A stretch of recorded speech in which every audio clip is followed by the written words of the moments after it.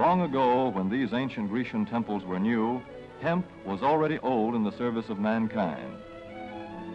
For thousands of years even then, this plant had been grown for cordage and coarse cloth in China and elsewhere in the East. For centuries prior to about 1850, all the ships that sailed the western seas were rigged with hempen rope and sails. For the sailor, no less than the hangman, hemp was indispensable.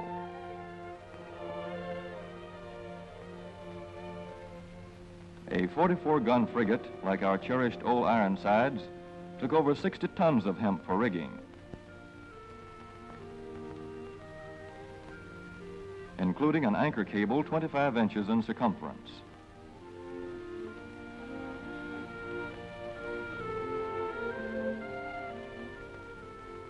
The Conestoga wagons and prairie schooners of pioneer days were covered with hempen canvas. Indeed, the very word canvas comes from the Arabic word for hemp.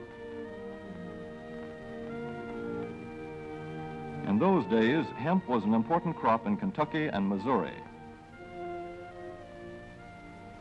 Then came cheaper imported fibers for cordage, like jute, sisal, and manila hemp, and the culture of hemp in America declined.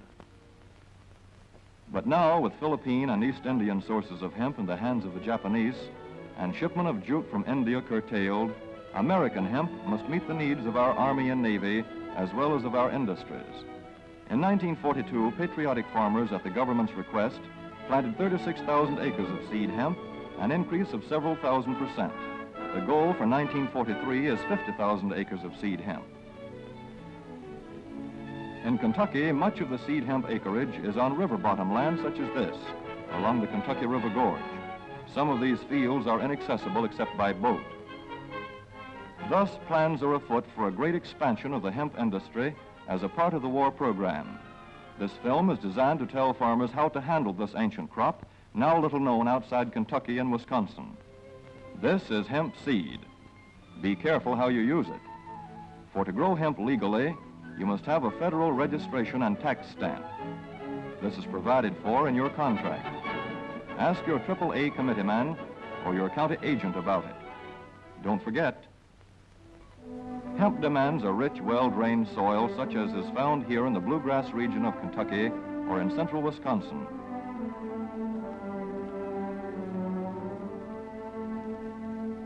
It must be loose and rich in organic matter. Poor soils won't do. Soil that will grow good corn will usually grow hemp. Hemp is not hard on the soil. In Kentucky, it has been grown for several years on the same ground, though this practice is not recommended. A dense and shady crop, hemp tends to choke out weeds. Here's a Canada thistle that couldn't stand the competition. Dead as a dodo. Thus, hemp leaves the ground in good condition for the following crop. For fiber, hemp should be sown 5 pecks to the acre. With drill, the closer the rows, the better. These rows are spaced about 4 inches. This hemp has been broadcast. Either way, it should be sown thick enough to grow a slender stalk.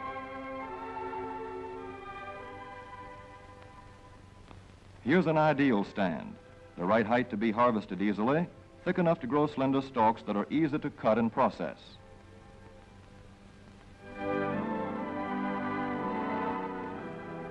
Stalks like these here on the left, they yield the most fiber and the best.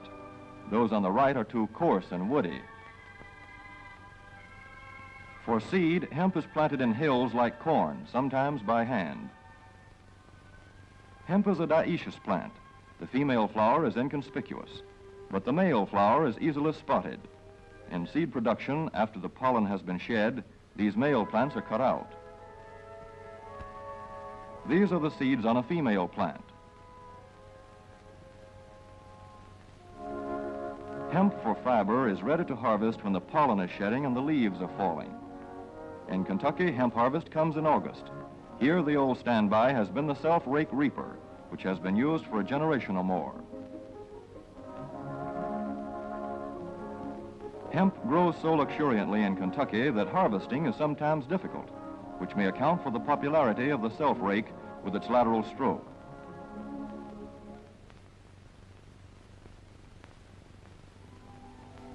A modified rice binder has been used to some extent. This machine works well in average hemp.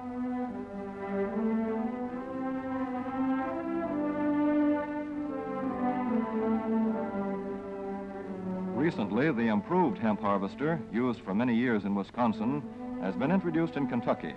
This machine spreads the hemp in a continuous swath. It is a far cry from this fast and efficient modern harvester to the Armstrong model of yore. But here's one kind of harvester, at least, that doesn't stall in the heaviest hemp. In Kentucky, hand cutting is practiced in opening fields for the machines.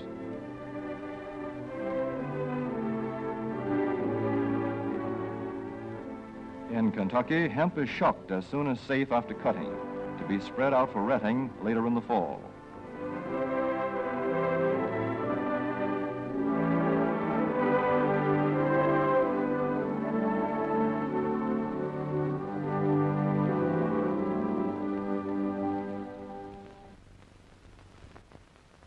In Wisconsin, hemp is harvested in September.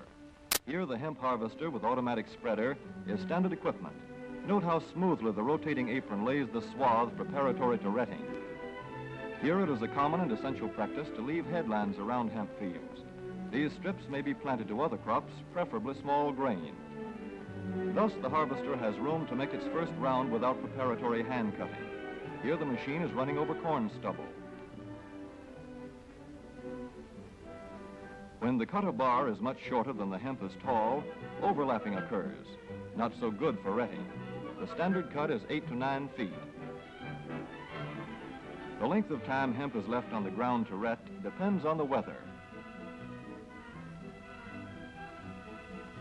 The swaths must be turned to get a uniform ret.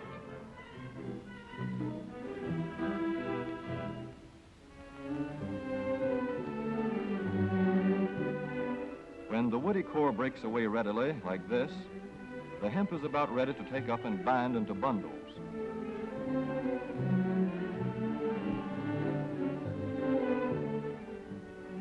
Well-retted hemp is light to dark gray. The fiber tends to pull away from the stalk. The presence of stalks in the bowstring stage indicates that retting is well underway.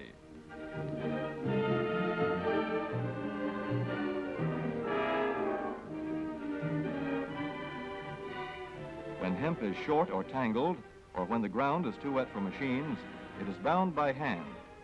A wooden buck is used. Twine will do for tying, but the hemp itself makes a good band.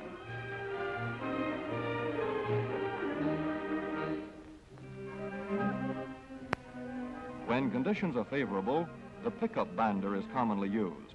The swath should lie smooth and even with stalks parallel. The picker won't work well in tangled hemp.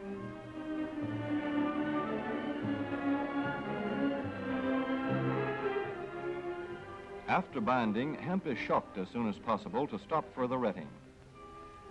In 1942, 14,000 acres of fiber hemp were harvested in the United States. The goal for 1943 is 300,000 acres. Thus, hemp, Cannabis sativa, the old standby cordage fiber, is staging a strong comeback. This is Kentucky hemp going into the dryer of a mill at Versailles.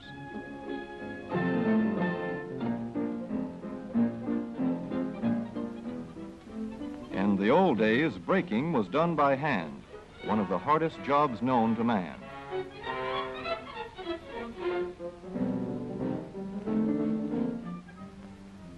Now the power breaker makes quick work of it.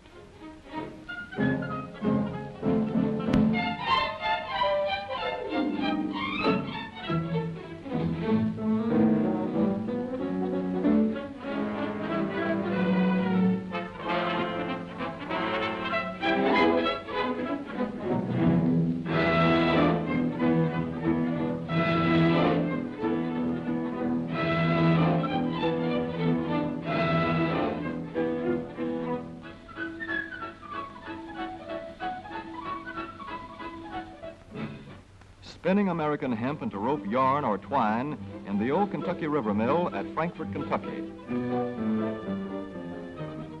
Another pioneer plant that has been making cordage for more than a century.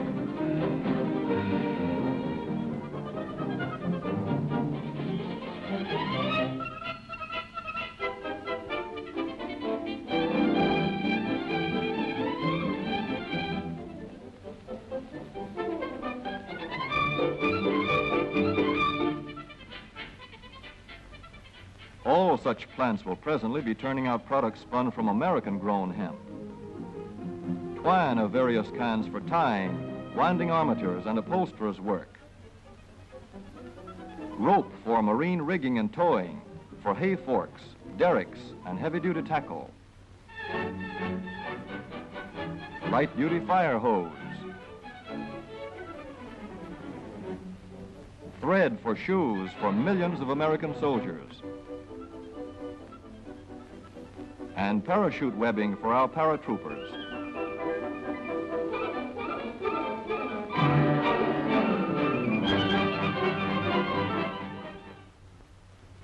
As for the United States Navy, every battleship requires 34,000 feet of rope, and other craft accordingly.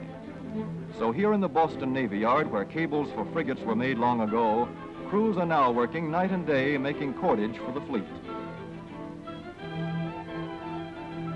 In the old days, rope yarn was spun by hand.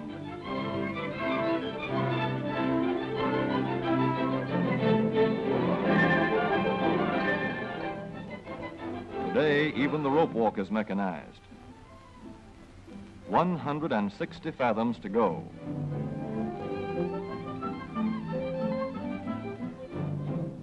The rope yarn feeds through holes in an iron plate.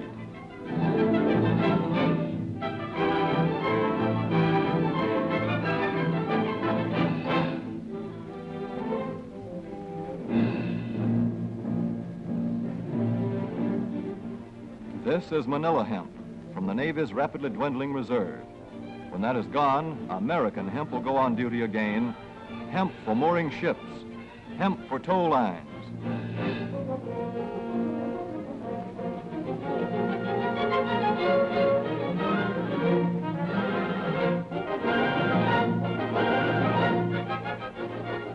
Hemp for tackle and gear. Hemp for countless naval uses, both on ship and shore. Just as in the days when old Ironside sailed the seas victorious, with her hempen shrouds and hempen sails.